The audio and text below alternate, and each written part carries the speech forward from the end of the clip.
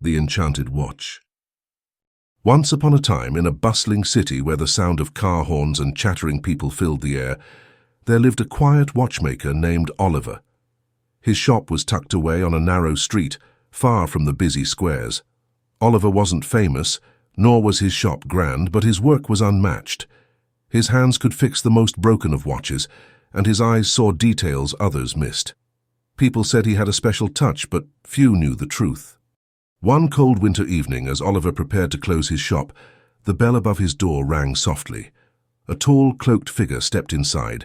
Their face was hidden by shadows, but they spoke with a calm, melodic voice. "I have something for you, Oliver," the figure said, pulling a small box from their robe.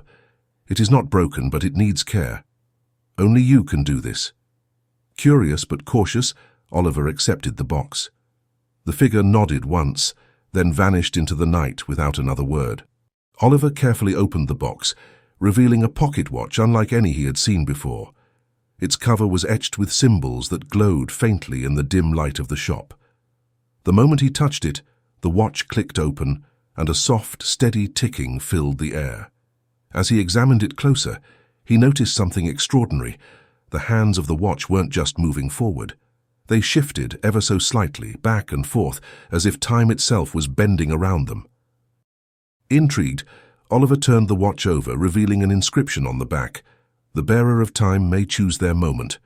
What did it mean? That night, as Oliver lay in bed, the watch ticking softly beside him, strange dreams filled his mind. He saw flashes of moments from his past, choices he had made, paths he had taken, and others he had ignored. When he awoke, the watch was in his hand, glowing faintly. Over the next few days, the dreams continued. Each time he awoke, the watch seemed to grow warmer, more alive. One evening, as he sat in his workshop, lost in thought, the ticking suddenly stopped. The world around him froze. People on the street outside stopped mid-step. The clock on the wall paused. Even the flames in the fireplace stood still. Oliver stared at the watch, heart pounding. It had granted him the power to stop time.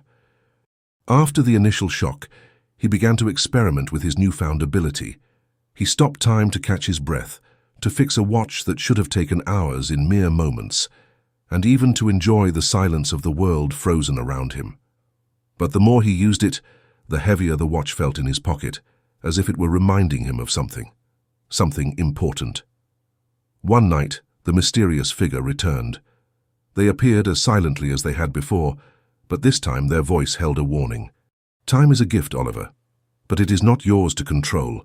Each moment you steal, each second you pause, comes at a cost." Oliver didn't understand. "But I've done no harm," he said, holding the watch tightly.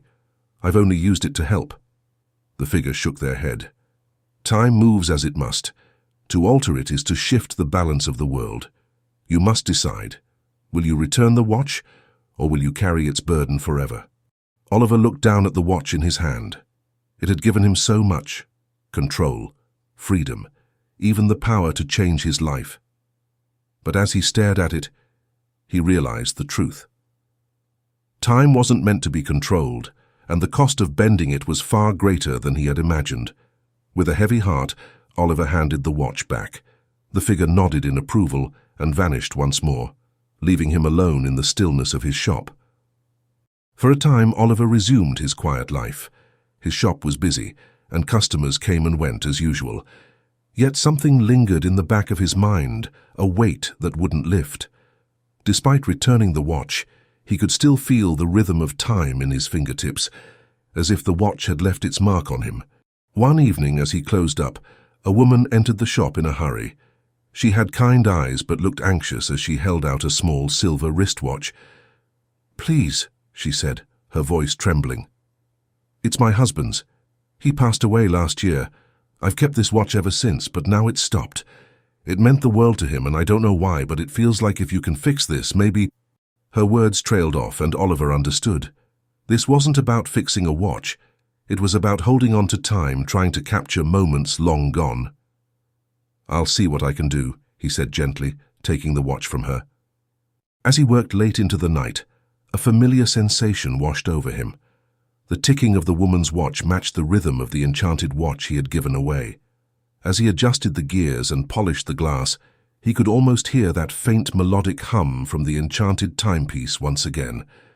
For a moment, time seemed to slow down, and Oliver felt himself caught in the flow of memories. It wasn't just the woman's husband whose time had paused. It was Oliver's own life too. He had been frozen in his small shop, watching the world go by, never truly living. He had always been afraid to take risks, afraid to make decisions, but now he realized that time wasn't a gift to control. It was something to be experienced fully, in all its unpredictable beauty. When the watch finally ticked back to life, Oliver smiled. It wasn't magic, not this time, but something else, a recognition of life's fragility and fleeting moments.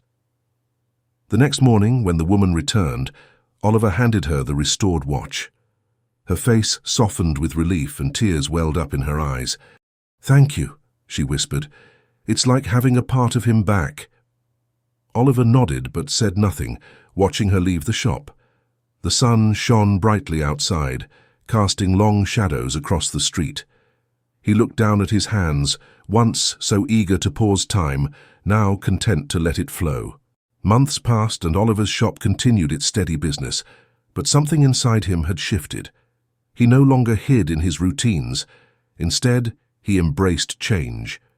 He began to travel on weekends, exploring the world outside his small street for the first time in years. He met new people, tried new things, and began to truly live the moments that came his way. One afternoon, while walking along the riverbank in a distant town, Oliver heard the soft chime of a familiar bell. He turned, half expecting to see the cloaked figure once again, but there was no one there. The sound lingered for a moment, and in his pocket, he felt a strange warmth. He pulled out the woman's old receipt from his coat pocket, the one with the silver watch. On the back, someone had written, "Time may bend, but it cannot break. Use it wisely." Oliver smiled. The enchanted watch was gone, but the lessons it had taught him were now part of his very being. He no longer needed to control time. He had learned to live it, moment by moment, cherishing each one. And with that, Oliver walked on, his steps light, his heart full as time continued its steady, unbroken rhythm.